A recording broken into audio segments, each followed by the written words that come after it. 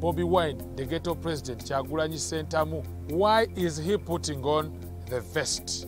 Why is he putting on the helmet? Bobi Wine alina kyatuyambyeko okuyiga nga Abakristaayo.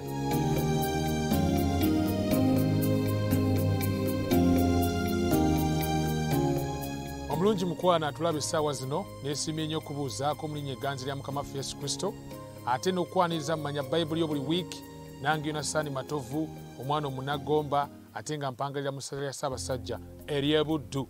Wiiki eno ebadde y'amawulire manyuvu nnyo kuva omwezi ogwa Desemba lwe gwatandika. Tubadde twetegereza amawulire ku musajja gwe tumanyi obulungi ennyo kati njasa biggu ate erya ntama, Bobi Wine, the ghetto president, Kyagulanyi Ssentamu,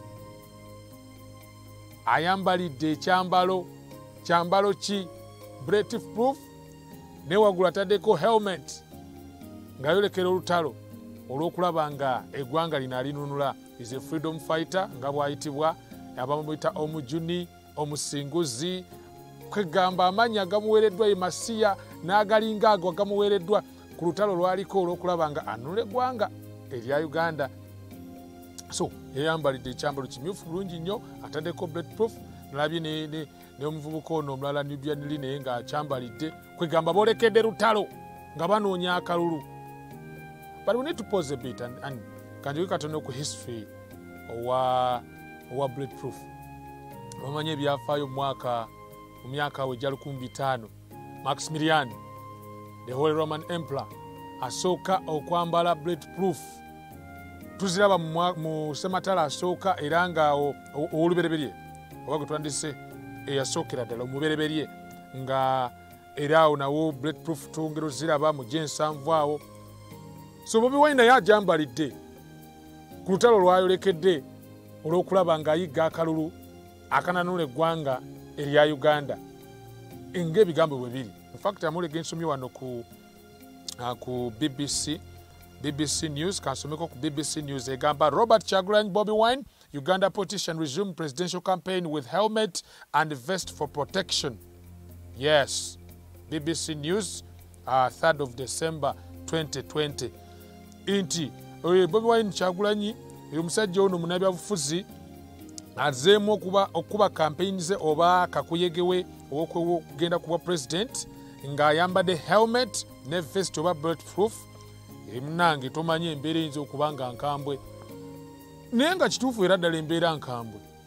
Bwe mulaba kubiza ebibaawo emabegako awo, omusajja yali omutuufu okweyambalira helmet n'okwambala vest. Why is he putting on the vest? Why is he putting on the helmet? Bino abyambala kubanga embeera ya bunkenke. But nganze Omukristaayo nayo ensonga zange zenjagala okulaba nga tutunuulira ng'Abakristaayo kubigenda mu maaso. Bobi Wine alina kyatuyambyeko okuyiga ng'Abakristaayo.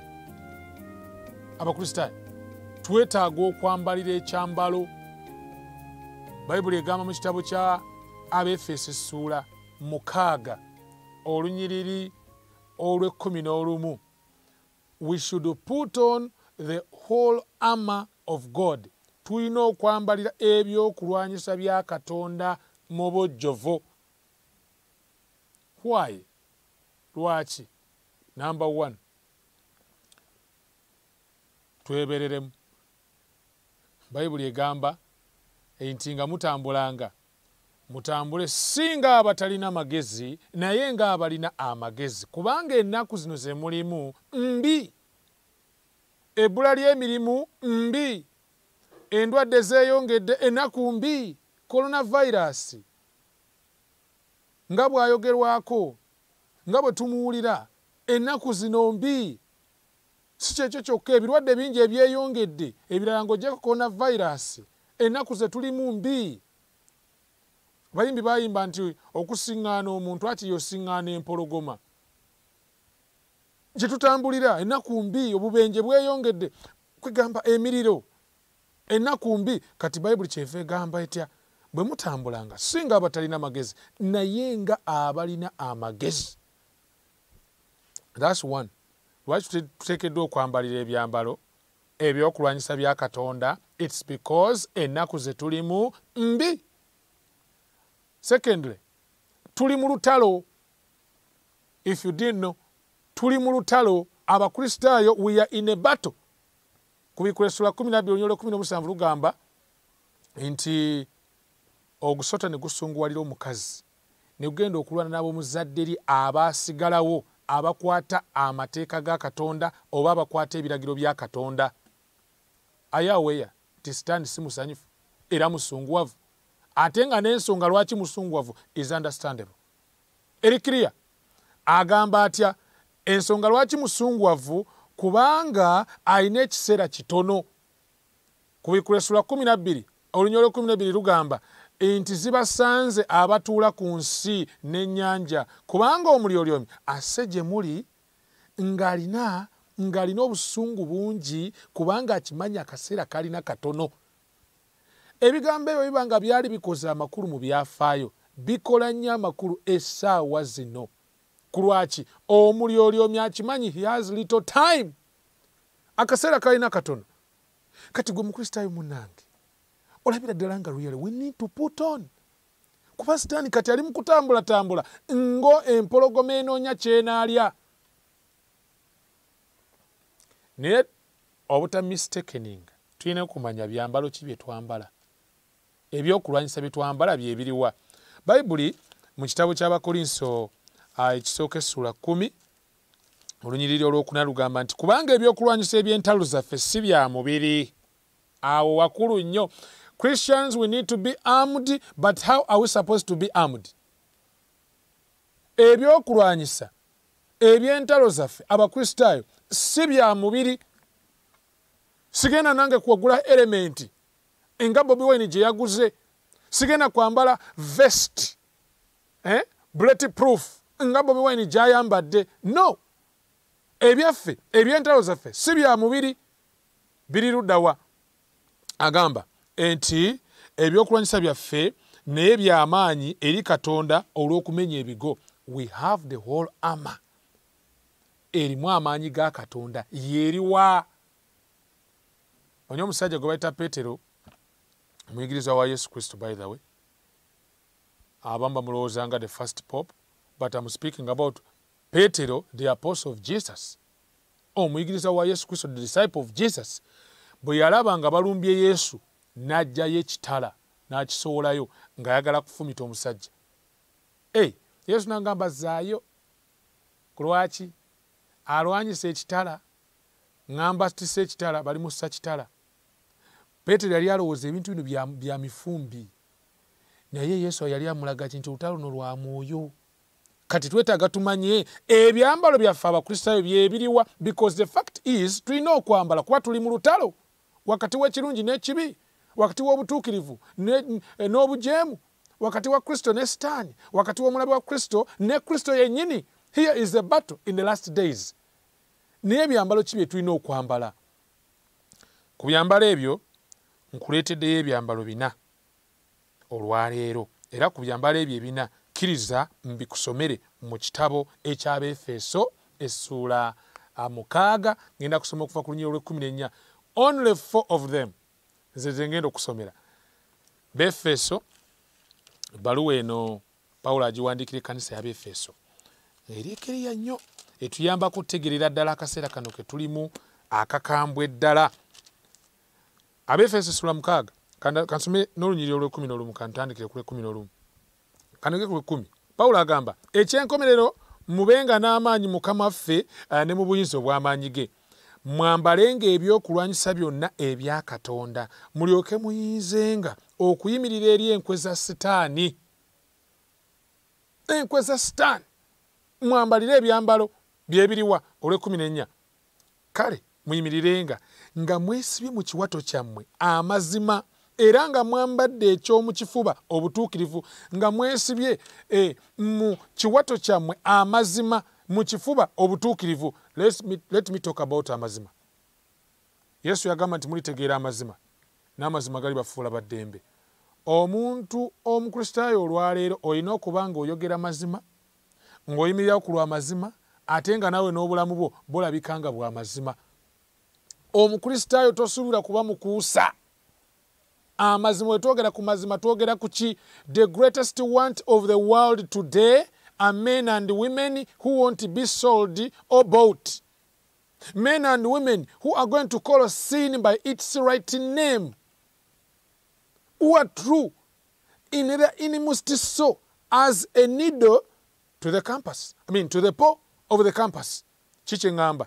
Ensolo alera abantu beyeetaaga. Si be bantu bagenda okuwa akasente basirike. Si be bantu bagenda okuwa enguzi bagaana okwogera amazima. Ensi yeetaaga abantu abagenda okwogera amazima nga ne bwe kiba kitegeeza kusigala nga mwavu. It's okay. Kubanga Yesu Kristo gwe twogerako, gwe tugoberera, wadde yali mugagga nga byonna byali bibye, Bayibuli ega nti olw'okutulokola yafuuka omwavu. Ayogera amazima, atambulire mu mazima, tusobole okulokolebwa. So ekyambalo ekisooka omukristaayo kye weetaaga okwambala kati, make sure you are true to God and to man. Eri Katonda n'eri omuntu. Obulamu bwo bwetegereze, bw'obanga olimu obukuusa, olinamu engeri zonna ate eziwagira sitaani mu kifo ky'okuwagira Katonda, you need to make a repentance. Secondly, ekyambalo ekyokubiri, shoes of the gospel. Olunyiriri olw'ekumi lugamba nti era nga munaanise mu bigere okweteekateeka okw'enjiri ey'emirembe. Abakristaayo, we have been given the everlasting gospel. Malayika asooka agamba nti Bayibuli ega nti nendaba malayika asooka. Malayika oyo ng'abuuka mu bbanga ng'alina enjiri y'emirembe n'emirembe okubuulira abatuula ku nsi ekika n'abantu n'ennimi. Ng'ayogera eddoboozi ddene nti mutye Katonda mumuwe ekitiibwa kubanga ekiseera ky'omusango gwe kituuse. Mumusinze yakola eggulu n'ensi, ennyanja n'ensolo z'amazzi. Bwina aserengeta wonna Babuloni agyogeddeko, ayogera ku nsolo n'ekifaananyi kyayo n'agamba nti bw'obisinze ogenda kufuna enkovu y'ensolo either mu kyenyi oba ku mukono gwo ogwa ddyo. Here is a message eteekateeka abantu olw'okudda kwa Kristo. So nga tuyimirira ku mazima, we need to speak the truth. Yesu yagamba enjiri n'ey'obwakabaka egenda bulirwa mu nsi zonna okuba omujulirwa eri amawanga gonna olw'enkomerero eryoke ejje. So another thing which is important now, omukristaayo ky'olina okonsentratingako, is to be ready to preach the gospel. In his season, Paulo agamba, and out of season. Kwegamba mu mbeera ennyangu ne mu mbeera enzibu, oba oli mu taxi bw'oba ofunye omukisa, if you have a tract, gigabire omuntu. Oba olina akatabo katiga great controversy, kagabire omuntu. What am I trying to say, friends? Akaseera ke tulimu kakubeera ready for the gospel. Ekyokusatu, another armor, ekyokulwanyisa ekirala, it's the shield of faith. Olunyolo 16 mu Abaefeso 6 alugamba nti era ku ebyo byonna nga mukwatiddeko engabo ey'okukkiriza eneebayinzisanga okuzikiza obusaale bwonna obw'omuliro obw'omubi. Obusaale obw'ebikemo, obusaale obw'enguzi, ekyoja mu miro bagenda kikuwa, bw'oba tolina kukkiriza ogenda kirya. Let me tell you at such an hour gye tulimu. Manyi Yesu yagenda n'agamba nti naye omwana w'omuntu bw'alijja alisanga okukkiriza ku nsi. The truth is, we need faith if we are to stand. Ekimu ku byewuunyisa enti essaawa zino twetaaga nnyo tambula olw'okukkiriza okusinga olw'okulaba. Ensi erabika ng'egenze ng'etabuka enti omukristaayo bw'aba talina kukkiriza ayinza n'okulowooza Katonda bamaze omuwangula. Ettuntu erisinga obunene bakkiriza bulimba. Bambi abakkiriza amazima balabika ng'abatono. Kati without faith you may even doubt what you believed. So we need faith now as a shield. Ng'engabo. Naye okukkiriza kugenda kunywera kutya. You need another armor gye nsembayo nayo eyitibwa the sword of the spirit. Onyolo 17 nti muweebwe n'esseppeewo ey'obulokovu n'ekitala eky'omwoyo ky'ekigambo kya Katonda. Weetaaga ekigambo kya Katonda mukwano. Weetaaga Bayibuli. Weetaaga ekigambo kya Katonda. Weetaaga Bayibuli ekigambo kya Katonda. Endagaano enkadde n'endagaano empya. This is the time, and by the way, this is the embodiment of truth. Ekigambo kya Katonda attacking armor, it is written. Yesu yagamba kyawandiikibwa ng'awangula sitaani. Naffe olwaleero okukkiriza kwaffe okubeera okunywevu, okuyimirira ku mazima, okubeera abeetegefu okubuulira enjiri. we need the attacking armor, the sword of the spirit, nga kye kigambo kya Katonda. Kale no mukwano gwange, in addition gye tubaddeko ya weekend Bobi Wine okubanga ayambalidde ebyambalo atujjukiza.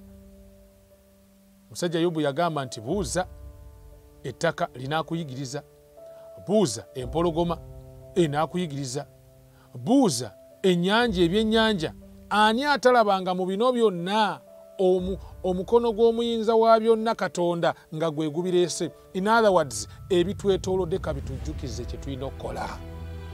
Bwe kiba nga Bobi Wine ayambalidde agende ku lutalo olw'okutaasa Uganda, that is, naffe Abakristaayo tulina okwambalira ebyambalo byaffe eby'okulwanyisa byaffe eby'omwoyo.